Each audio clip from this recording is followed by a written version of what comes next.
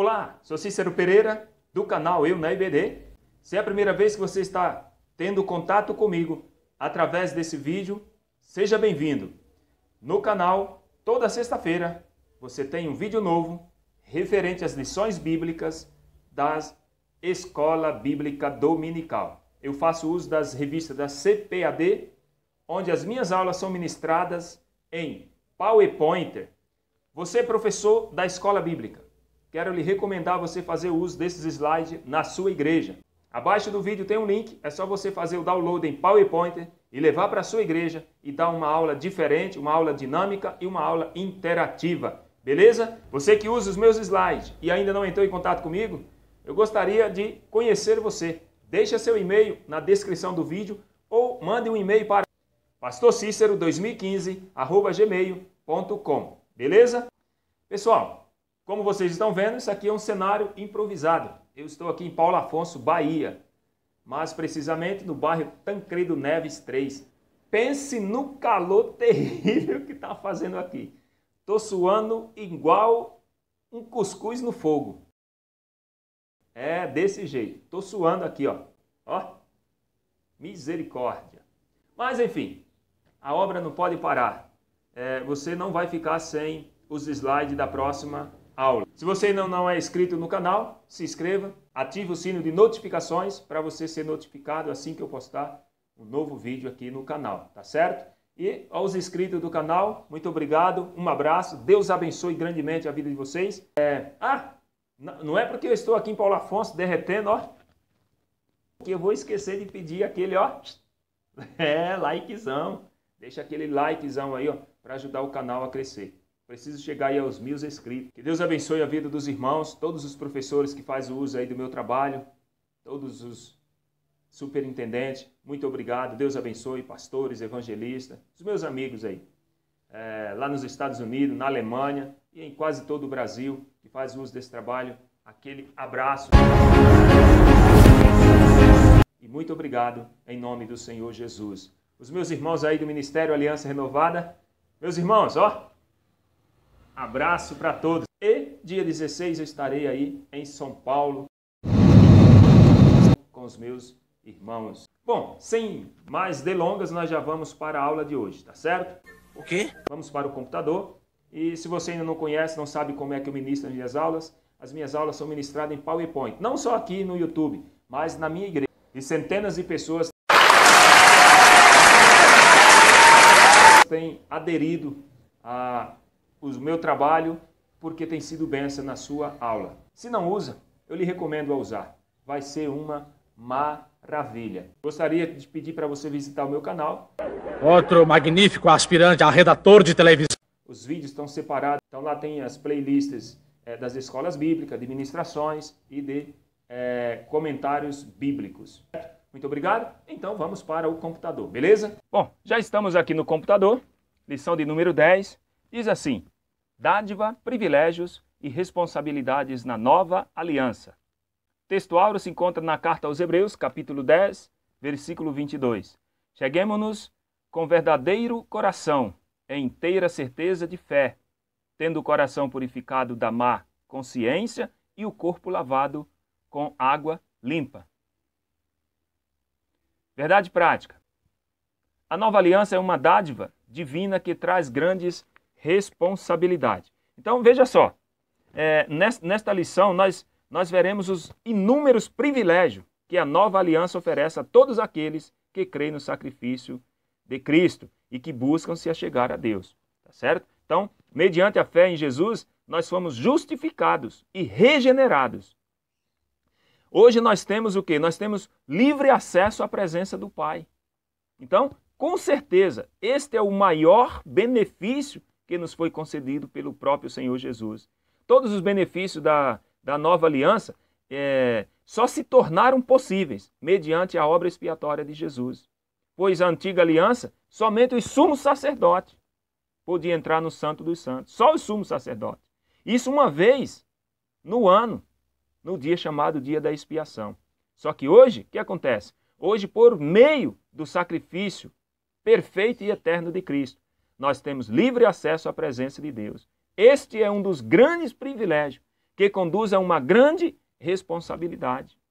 Então, como crentes, jamais devemos negligenciar a nova aliança, menosprezar a graça de Deus. Jamais nós podemos menosprezar a graça de Deus, porque é uma grande responsabilidade para nós hoje, porque o sacrifício de Cristo, ele nos deu acesso ao Pai, tá certo? Bom, leitura bíblica em classe está em Hebreus 10, do 1 ao 17, do versículo 1 ao 7 e versículo 22 ao 25. Como de costume, não irei fazer a menção do texto.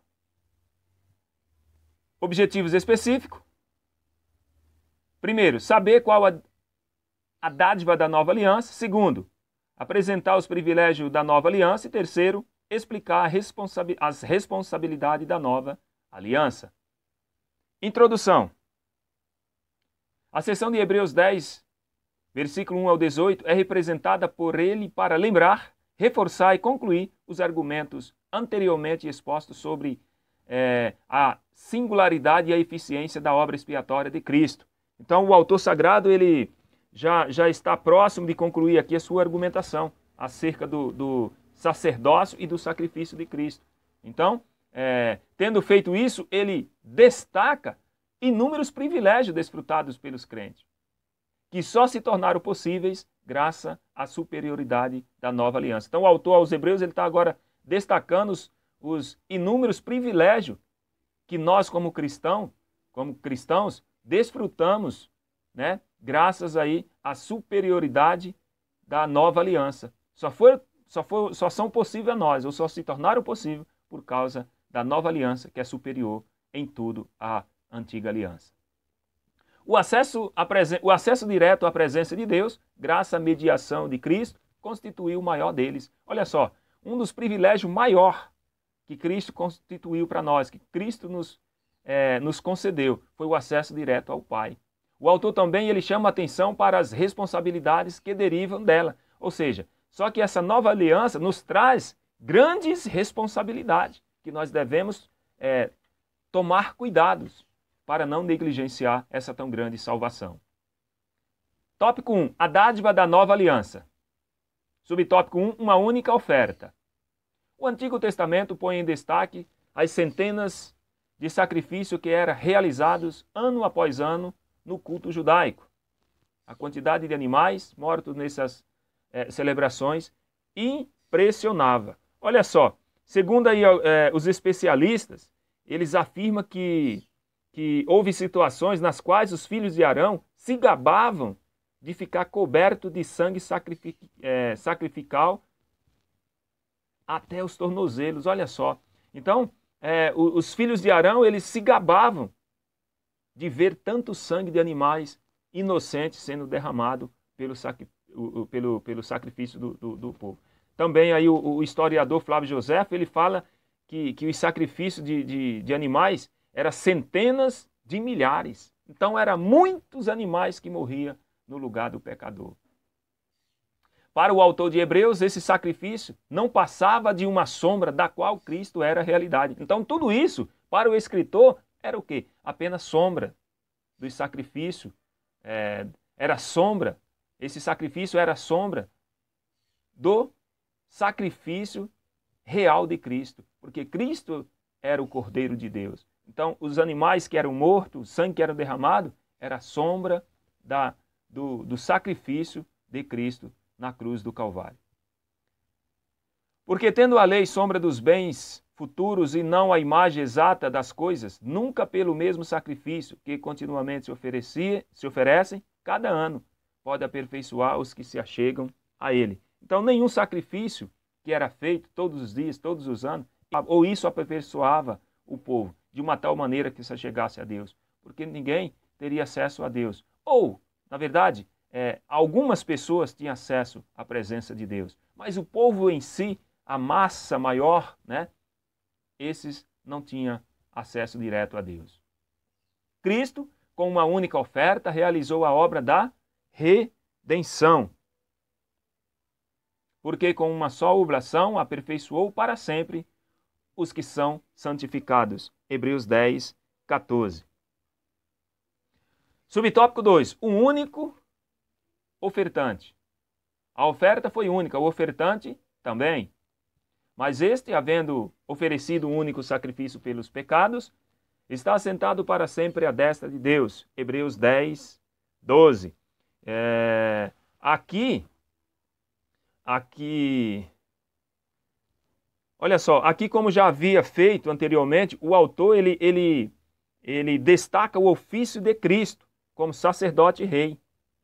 Tá certo? Então ele destaca a importância do sacrifício de Cristo, do sacerdócio de Cristo, porque ele diz assim, que este havendo oferecido um único sacrifício, sentou-se à destra do Pai. Então hoje Cristo está à destra do Senhor. Ele adentrou no tabernáculo celestial. Como sumo sacerdote, ele cumpriu a sua ordem e hoje ele está intercedendo por nós ao lado do Pai. Este é o diferencial entre o sistema sacerdotal, do leviticalismo e do cristianismo. No sistema sacerdotal leviticalismo, era sacrifícios oferecidos todos os dias, mas no sistema sacerdotal do cristianismo, o próprio Senhor Jesus ofereceu um único sacrifício eternamente. Depois de fazer a purificação do pecado com seu próprio sangue, ele agora, como rei, assentou-se à destra de Deus. O qual, sendo o resplendor da sua glória e a expressa imagem da sua pessoa, e sustentando todas as coisas pela palavra do seu poder, havendo feito por si mesmo a purificação dos nossos pecados, assentou à destra da majestade nas alturas. Então, Cristo, depois dele ter purificado o pecado pelo seu próprio sangue, ele se assentou à destra de Deus, ou seja, cumpriu a sua obra, cumpriu a sua missão. Para ser salvo hoje não precisa mais de sacrifício de animal. Para ser salvo é crer no sacrifício vicário de Cristo, tá certo? Subtópico 3. Uma única vez. Uma única oferta feita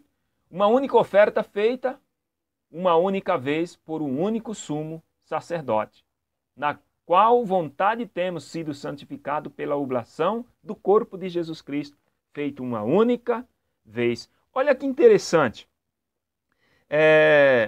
Um dos pontos mais destacados na epístola aos Hebreus pelo seu escritor foi sobre o caráter único do sacrifício de Cristo. Então, enquanto o sacrifício da antiga aliança necessitava ser aí todos os dias repetido, né? Todos os dias tem que fazer os mesmos sacrifícios, o sacrifício de Cristo, não, ele foi o quê? Ele foi feito uma única vez em favor de todos os homens. Isso é interessante. Então, os sacrifícios de animais eram imperfeitos e jamais poderia aperfeiçoar alguém. Jamais o sacrifício de animal aperfeiçoaria alguém. Agora, o sacrifício de Cristo, sim. Somente o sangue de Cristo pode satisfazer a justiça de Deus. Então, o sacrifício dos animais não satisfazia a justiça de Deus, porque tinha que ser um sacrifício de alguém que fosse puro. Porque o animal ele não sabia o que ele estava fazendo. Era inocente, mas ele não sabia o que ele estava fazendo. Porque se ele soubesse, ele nem ia. Cristo não, sabia o que estava fazendo, fez de livre e espontânea vontade, ele se entregou a si mesmo. Por isso o seu sacrifício agradou a Deus. Por isso ele foi constituído sumo sacerdote e entrou no tabernáculo celestial para todo sempre. Tópico 2, os privilégios da nova aliança. Subtópico 1, regeneração. Os inúmeros sacrifícios rituais jamais puderam produzir mudança interna.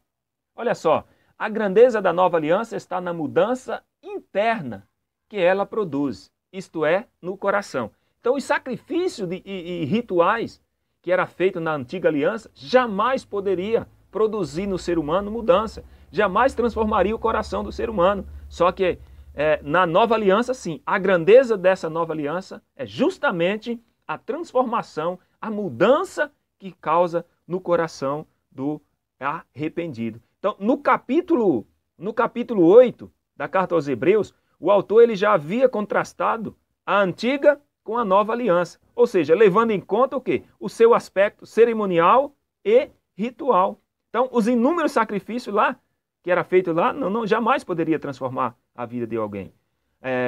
Mas a santificação do antigo pacto, como se dava? se dava mais no aspecto cerimonial, era mais algo cerimonial, exterior. Só que na nova aliança não, é algo interior, que transforma de dentro para fora. Este é o concerto que farei com eles depois daqueles dias, diz o Senhor. Porei as minhas leis em seu coração e as escreverei em seus entendimentos. Tá certo? Hebreus 10, 16. Subtópico 2. Adoração. Por que a adoração na antiga aliança era imperfeita? Olha só que interessante. Por que não era perfeita a adoração na antiga aliança?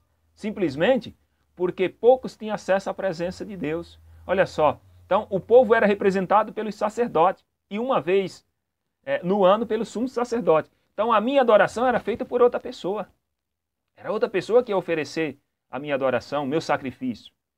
Então, por isso, não era perfeita. Não poderia ser perfeita nunca. Então, o autor ele já havia destacado que a adoração na antiga aliança ela realmente não era perfeita. Não tinha condições.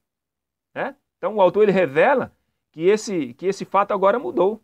Porque na nova aliança, a tua adoração, disse Jesus lá em João, que os verdadeiros adoradores adorarão o Pai em espírito e em verdade. Não era uma adoração em espírito e em verdade. Mas a hora vem e agora é, em que os verdadeiros adoradores adorarão o Pai em espírito e em verdade, porque o Pai procura a tais que assim o adorem. João 4, 23. Quem são os verdadeiros adoradores? Aqueles que adoram ao Senhor em espírito e em verdade. No Antigo Testamento, os sacerdotes, o sumo sacerdote, representava a tua adoração, o teu sacrifício. Levava o teu sacrifício para pedir a Deus perdão pela sua vida, pela sua alma. Hoje não é você que faz isso. Hoje os sacerdotes somos nós. Nós que temos acesso direto ao Pai. Então o sacrifício vivo é o nosso culto racional. Infelizmente hoje tem muitos se intitulando aí, dizendo que é sacerdote que intercede pelo povo. Isso é uma papagaiada. O sacerdote hoje é você, é eu, somos nós temos acesso direto ao Pai. Nós devemos procurar examinar as Escrituras e parar de seguir pessoas que mal intencionadas estão levando milhares e milhares de pessoas, né, à perdição, se Deus não tiver misericórdia. No novo concerto, o próprio crente tem acesso ao lugar mais íntimo do santuário, por intermédio de Cristo Jesus, ou seja, o perfeito sumo sacerdote. Então, o perfeito sumo sacerdote, que é Cristo Jesus, ele nos deu acesso ao lugar mais íntimo do santuário, ao Santo dos Santos. Você, eu, qualquer crente de verdade que se arrependeu, crê em Jesus, pode entrar nesse santuário celeste, pedir a Deus. Né? Quando eu falo entrar, é espiritualmente. Enquanto você estiver aqui em corpo, você não vai subir aos céus. Mas em espírito, né? Orando, você pode falar com o Pai. Tendo, pois, irmãos, ousadia para entrar no santuário pelo sangue de Jesus. Hebreus 10, 19. Então nós podemos ter ousadia, né? Que pelo sangue de Jesus, que foi vertido na cruz do Calvário, nos deu acesso direto ao santuário de Deus. Você pode entrar em contato com Deus a hora que você quiser. Pode dobrar o seu joelho e invocar a presença do Eterno na sua vida. A única atitude necessária destacada pelo autor olha só, cheguemos-nos com verdadeiro coração em inteira certeza de fé, tendo o coração purificado da má consciência e o corpo lavado com água limpa. Então, a única atitude que é destacada aqui pelo autor para você ter acesso a Deus, vamos dizer assim, o único requisito que Deus requer de nós para nos termos acesso a Ele é um coração verdadeiro, é inteireza, é certeza na fé que você tem em Cristo, no sacrifício de Cristo. Ou seja, é tendo um coração purificado da má consciência, um corpo lavado na água limpa, na água do Espírito Santo. Isso te dá acesso direito a entrar no Santo dos Santos, tá certo? Bom, subtópico 3, comunhão. O conceito de igreja como corpo vivo de Cristo aparece no pensamento do autor de Hebreus. Embora o antigo povo formasse uma, abre aspas, congregação no deserto, ele não era uma igreja no sentido neotestamentário. a existência da igreja só se tornou possível depois do Calvário. Olha só, como igreja, os cristãos podem desfrutar da perfeita comunhão com Cristo e uns com os outros. Sendo sem comunhão, sem congregação, não há igreja. Então veja só que coisa interessante. O conceito de igreja, ele se tornou possível após aí, a morte de Cristo, né? Após Cristo subiu, ele estabeleceu a sua igreja. Então, para que eu faça parte da igreja de Cristo, eu tenho que estar em comunhão, né, com a minha congregação. Então, sem comunhão, sem congregação, não há igreja. Traduzindo isso, não existe igreja em casa, né? Não existe igreja em casa. Você só em casa, se você ter comunhão com os irmãos, isso não é igreja. Você está desligado do corpo. Para ter comunhão, para ser chamado igreja de Cristo, tem que estar junto, reunido em um lugar. Ninguém consegue ser crente isolado ou sozinho. Não, ninguém consegue ser crente sozinho. Tem que estar junto com os irmãos, adorando a Deus em espírito e em verdade, seja qual for a placa da tua denominação. É lá onde você se reúne com seus irmãos e é ali que Deus o tem como igreja dele. E se você faz parte deste corpo, dessa congregação, você faz parte da igreja de Cristo. Por isso, congregar é importantíssimo para a saúde espiritual do crente. O crente que não frequenta a igreja, ele é um crente morto espiritualmente falando. Está morto. Se você que está me ouvindo está afastado da sua igreja, meu irmão, ou volte para a sua igreja ou procure uma igreja imediata. Uma igreja, claro que eu falo, que pregue a palavra de Deus. Porque você precisa estar em comunhão, você precisa congregar. E consideremos-nos uns aos outros para nos estimularmos a caridade e as boas obras. Olha só que interessante. Nós devemos o quê?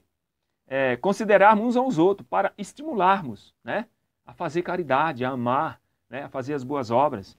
E diz o seguinte: não deixando a nossa congregação, como é costume de alguns, antes ademoestrando-nos uns aos outros. E tanto mais quando verdes que se vá aproximando aquele dia. Hebreus 10, 24 e 25. Então está dizendo aqui que Cristo está voltando, está se aproximando aqueles dias. Então quando Cristo vier, ele vem para buscar a sua igreja. Quem estiver sozinho em casa, sozinho que eu falo não é porque não foi no culto, mas desligado da congregação, desligado da igreja de Cristo, da comunhão com os irmãos, está sozinho em casa, quando Cristo vier, infelizmente, esta pessoa.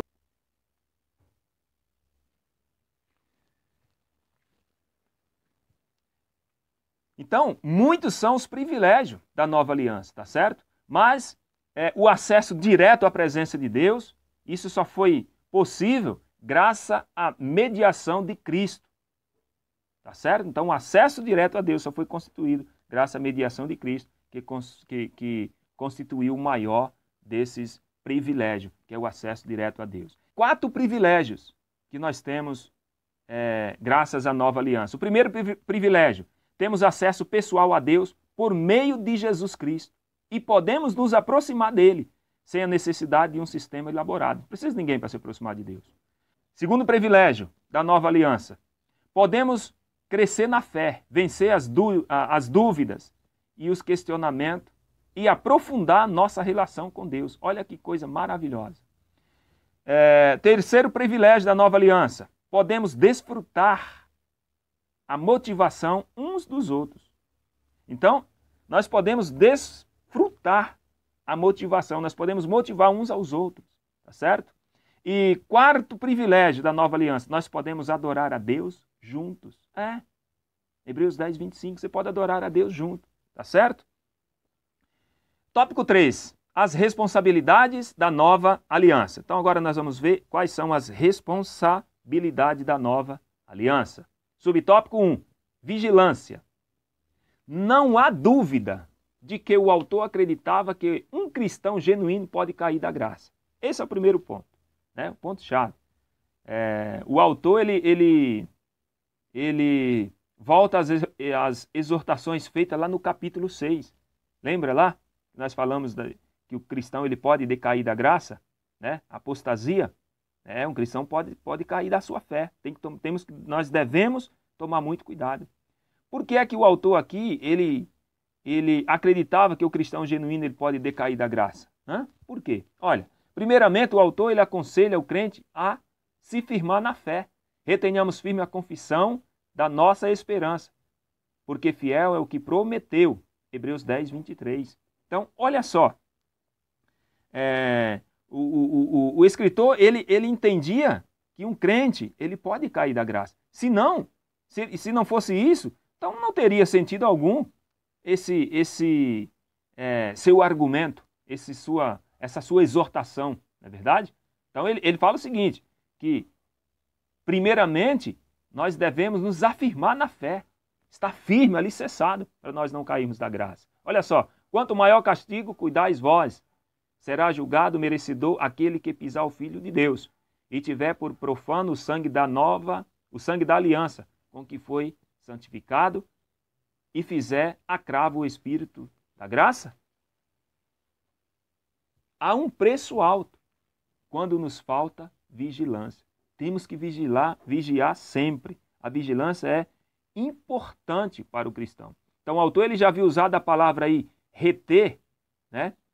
2 vezes aí em Hebreus 3, 6 e 14, é usada também em Lucas 8:15, para os que retêm a palavra, ou seja, a fim de não se desviar dela. Então nós jamais devemos se desviar. Então essa palavra reter quer dizer nós estarmos fortalecidos, né, para que de forma alguma nós venhamos a se desviar dela. Então, quanto maior castigo, ele diz aqui, será-vos julgado merecedor aquele que pisar o Filho de Deus. Tá certo? Subtópico 2, confiança.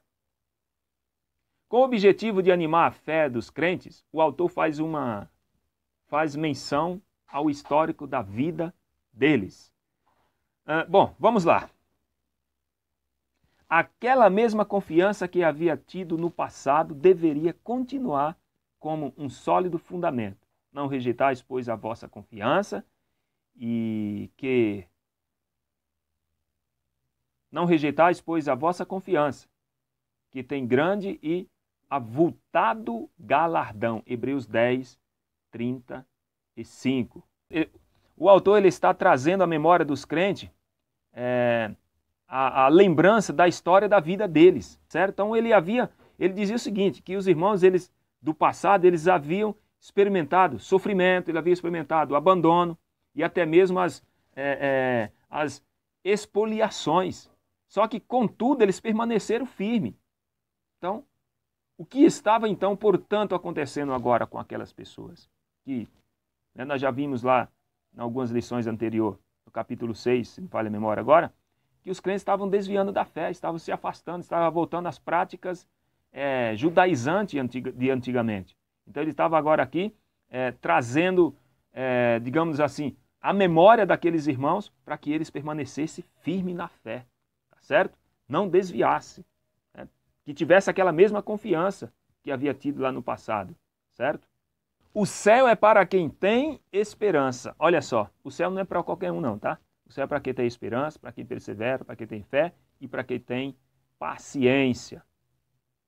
Subtópico 3, perseverança.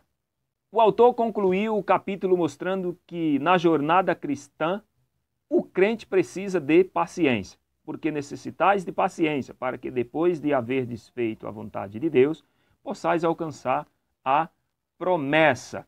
Olha que interessante aqui. Então o autor está dizendo que o cristão ele precisa de paciência, não é verdade? Esta palavra, a palavra grega hiponomé, ela ocorre 32 vezes no Novo Testamento, como sentido de paciência e perseverança. E também ela aparece em Lucas 18:15, referindo-se ao crente que produz fruto com perseverança. Então o crente ele tem que produzir fruto, mas fruto digno mas fruto com perseverança. Nós temos que perseverar até o fim. O discipulado cristão, bem como a produção de frutos, demanda tempo. Olha só.